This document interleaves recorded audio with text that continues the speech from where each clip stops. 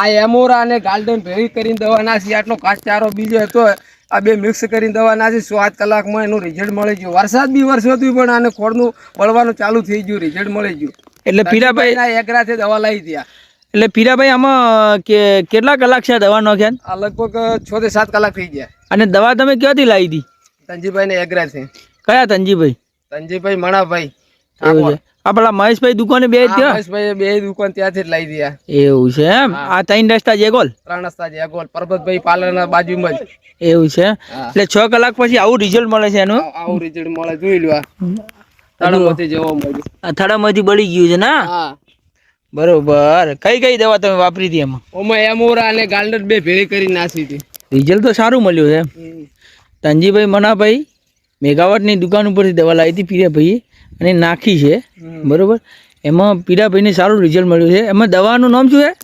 એમોરા અને ગાલ્ડન બે મિક્સ કરી નાખી હતી. એવું વરસાદ બી નાશે ચેડે 2 કલાક ચેડે વર્ષો તો રિઝલ્ટ એનું મળી ગયું. બરોબર. 1 ગ્રામ દવા લીધી, મને વોટ્સઅપ નહીં આવડતું પણ 1 ગ્રામ દવા લીધી જ. આ મહેશભાઈ આ 1 ગ્રામની દવા લીધી તમે એમ?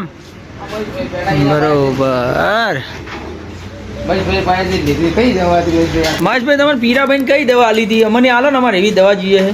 એમોરા દવા આપી હતી અમને પીરાભાઈને. સાથે ગુગલી હતી ને એની સાથે પેકેટ એમોરા દવા આપી હતી, સાથે ઇમેજિયત હાઇપરબોલ આપી હતી. બરોબર. આ એમઆરઓ આપી હતી, ઇમેજિયત હાઇપર આપી હતી. સાથે નાખવાથી તમે પીરાભાઈને કઈ દવા આલી હતી? એમોરા આપી હતી અને ઇમેજિયત હાઇપર બે સાથે નાખવાથી જોરદાર રિઝલ્ટ મળે છે.